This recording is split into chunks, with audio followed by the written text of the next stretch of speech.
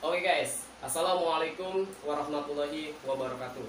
Kembali lagi dengan saya Cecep Supriyadi. Di video kali ini aku akan coba sharing lagi ke kalian bagaimana untuk menjadi seorang penulis. Di video sebelumnya aku sudah upload ya, rahasia pendapatan ataupun penghasilan seorang penulis. Kalau kalian belum nonton, silahkan kalian tonton ya, di atas ini silahkan kalian tonton. Nah, di situ aku sudah menjelaskan ataupun sharing rahasia pendapatan ataupun penghasilan seorang penulis. Nah, sebelum kalian untuk melanjutkan menonton video ini sampai selesai, aku harap kalau kalian yang baru bergabung di channel saya, kalian tonton dulu video kemarin yang baru saya upload. Kalau kalian sudah menontonnya, kalian boleh untuk balik lagi ke video ini agar kalian paham dari awal sampai akhir gitu ya, biar kalian tidak salah paham. Oke, sebelum saya lanjutkan ke videonya, sekarang kan masih Hari Raya Idul Fitri. Saya mau mengucapkan minal aidin wal faizin, mohon maaf lahir dan batin ya. Oke, sebelum video ini aku lanjut, buat teman-teman yang sudah bergabung, jangan lupa tonton video ini sampai selesai biar kalian paham ya dari awal sampai akhirnya.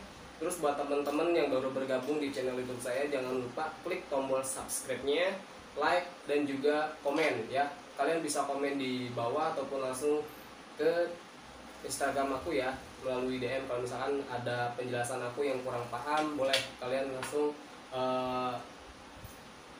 kabarin aku di DM ya, ataupun di Instagram gitu. Oke, lanjut. Tahapan untuk menjadi seorang penulis itu ada beberapa tahapan ataupun beberapa proses ya.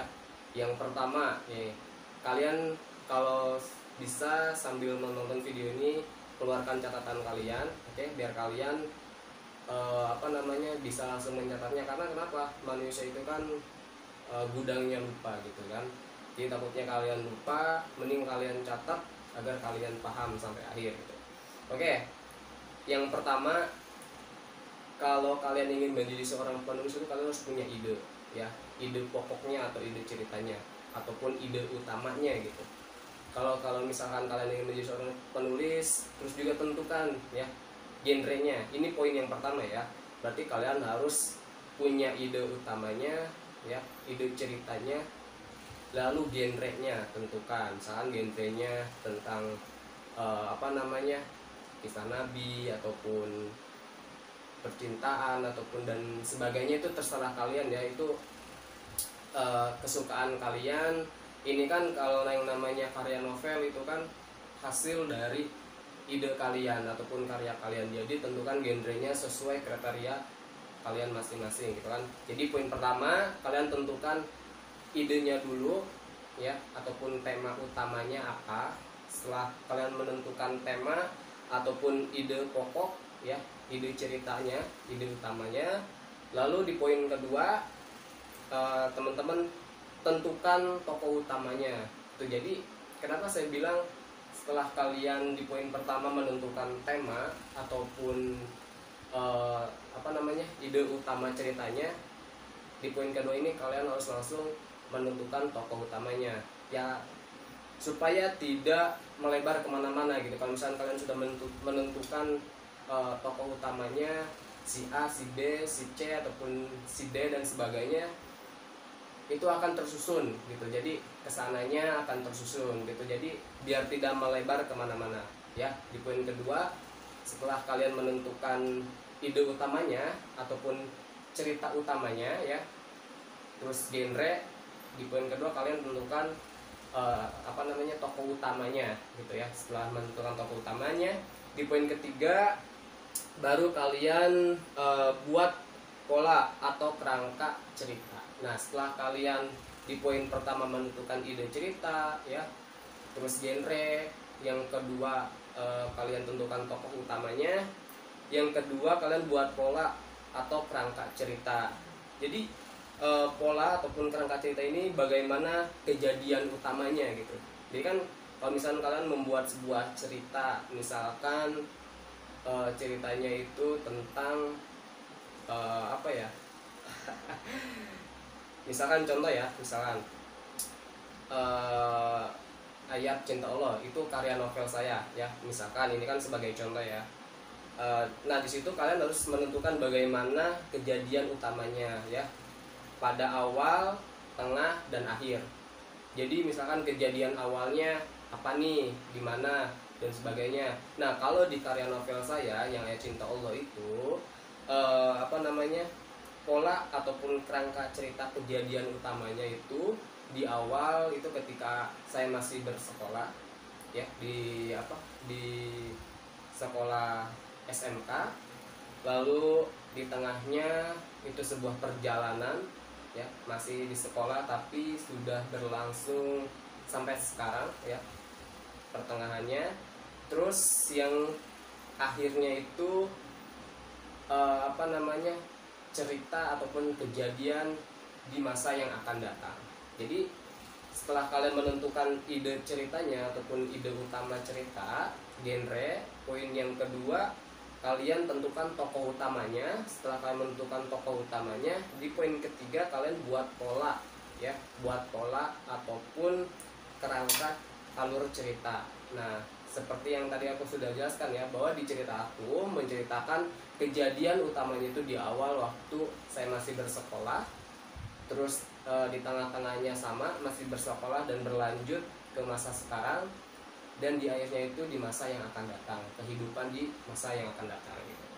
Oke, setelah kalian menentukan 3 poin itu, di poin keempat kalian memulai menulis. Nah, setelah kalian udah dapat ide pokoknya ya kan, genrenya sudah dapat, terus di poin kedua tokoh utamanya sudah ada, sudah kalian tentukan, terus di poin ketiga kalian sudah membuat pola ataupun alur ya, kerangka ceritanya di awal, di tengah, dan di akhir. Di poin keempat kalian memulailah untuk menulis. Nah, di poin keempat ini kalian harus benar-benar serius, harus benar-benar fokus. Kalian kalau untuk menjadi seorang penulis itu tidak boleh setengah-setengah. Kenapa? Karena untuk standarnya sebuah karya novel ataupun buku itu paling sedikit tuh sekitar 200-an ya, 200-an halaman ataupun itu halamannya. Tapi untuk bagian babnya itu paling sedikit ya, bisa 10, tapi dengan ketebalan minim itu 20 halaman. 200 halaman. Jadi di poin keempat ini saya kalau misalkan saya harap buat teman-teman yang ingin menjadi seorang penulis harus fokus, tidak boleh setengah-setengah, apalagi kalian sudah menentukan ide pokoknya, genrenya, tokoh utamanya, terus kalian udah bikin sebuah pola, kerangka alur ceritanya sudah kalian buat di awal, di tengah, dan di akhir. Terus kalian juga sudah memulai menulisnya, tapi sudah di pertengahan kalian down, kalian berhenti. Itu bagi saya sia-sia lah gitu kan, buang-buang waktu. Jadi kalau misalnya kalian ingin menjadi seorang penulis itu harus fokus ya, fokus sama apa yang ingin kalian karyakan ataupun diciptakan ya. Karena karya kalian itu ataupun karya novel kalian itu nanti akan dibaca banyak sama orang gitu. Jadi kalian harus benar-benar fokus di situ. Nah, di poin keempat setelah kalian memulai menulis, terus di poin kelima kalian setting ceritanya. Nah, tadi kan di poin pertama ide pokoknya, terus genrenya, yang kedua tokoh utamanya, yang ketiga kalian sudah membuat pola ataupun kerangka alur cerita, yang keempat kalian sudah memulai menulisnya. Di poin kelima ini kalian setting cerita. Nah, setting cerita itu setting waktu, setting tempat, dan sebagainya. Jadi setelah kalian memulai menulis kan, buat aja catatan ya, jangan langsung kalian revisi, buat aja catatan, kalian tulis. Nah, disitu baru kalian tentukan tempatnya ataupun waktunya. Ini tempatnya di sini misalkan kejadiannya di sekolah, waktunya pada jam berapa sampai jam berapa. Nah, jadi kalian setting waktunya gitu. Nah, setelah di poin kelima kalian setting cerita, di poin keenam kalian harus ada dialog yang penuh arti. Nah, jadi kalian kalau misalkan membuat karya novel ataupun cerita itu harus ada dialog yang penuh arti. Jadi diibaratkan dialog penuh arti itu, kalian jangan membuat karya itu datar gitu kan, ceritanya itu datar, nggak ada artinya gitu. Jadi kalau saya sarankan buat teman-teman nih, kalau ingin membuat sebuah karya novel ya, kalian harus buat dialog yang penuh arti gitu. Jadi ketika ada seseorang yang membeli ataupun membaca karya teman-teman, itu mereka bisa menikmati ataupun oh iya ini ada maknanya nih di dialog tertentu, ada maknanya, dialog maknanya gitu. Jadi biar si pembacanya itu jadi nggak merasa bosan gitu. Kalau misalnya kalian membuat cerita ataupun karya novel kalian itu datar-datar aja, kalau misalnya flat gitu ya, ibaratkan flat, nggak ada artinya sama sekali, nggak ada memacu si pembaca itu yang namanya semangat ataupun termotivasi dan sebagainya gitu kan. Nah, jadi di poin ke-6 kalian harus ada dialog penuh arti ataupun penuh makna ya. Terakhir di poin ke-7, kalian buat cerita. Nah, buat ceritanya itu dibuat klimaks ya.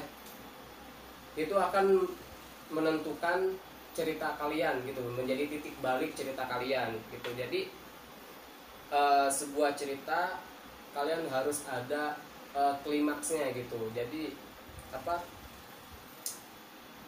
kalian bisa menceritakan kejadian penting ataupun dramatis pada cerita kalian gitu. Jadi di poin ke-6 kan ada dialog penuh arti ataupun penuh makna. Nah, di poin ke-6 kan ada dialog penuh arti, ini bersangkutan di poin terakhir, di poin ke-7. Jadi kalian harus membuat cerita itu klimaks, jangan flat ya, menurun, tapi harus naik turun seperti cerita aja gitu. Kalau misalnya kalian memahami ataupun sering menonton cerita di di televisi ya. Nah, itu kan ada klimaksnya gitu kan, dari awal biasa, terus pertengahan, baru klimaksnya, terus setelah klimaks ada sedihnya dan sebagainya. Itu jadi buat cerita kalian itu klimaks gitu kan. Jadi itu akan menentukan cerita kalian sebagai titik baliknya, agar si pembaca itu juga tidak bosan gitu kan, membaca karya kalian. Nah, jadi itu ya, ada 7 poin penting untuk menjadi seorang penulis kalau misalkan kalian ingin menjadi seorang penulis. Yang pertama, kalian tentukan ide utamanya, ide ceritanya ya. Terus tentukan genrenya. Yang kedua, tentukan tokoh utamanya. Yang ketiga, kalian buat pola ya ataupun kerangka alur ceritanya. Yang keempat, kalian mulai menulis ya di catatan biasa saja. Jangan langsung, kalau misalkan kalian punya laptop langsung aja di laptop, ataupun kalian di handphone, di catatan handphone juga boleh, ataupun di buku ya, di buku. Nah, kalian boleh tuh coret-coret aja, mulai menulisnya gitu. Terus di poin kelima, kalian setting ceritanya, setting tempatnya, setting waktunya gitu. Di poin keenam, harus ada dialog penuh makna ataupun penuh arti. Nah, yang terakhir di poin ketujuh, buatlah cerita kalian menjadi klimaks. Nah, itu ya tahapan-tahapan untuk menjadi seorang penulis.